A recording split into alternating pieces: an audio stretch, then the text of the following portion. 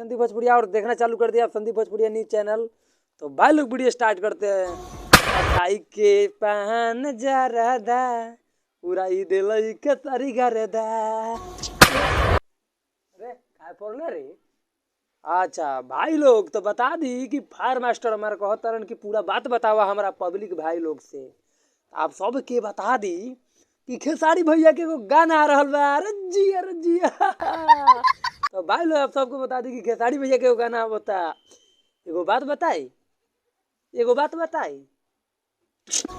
अब कह मार ले। अरे तो बताओ तो बनी एगो बात बताई।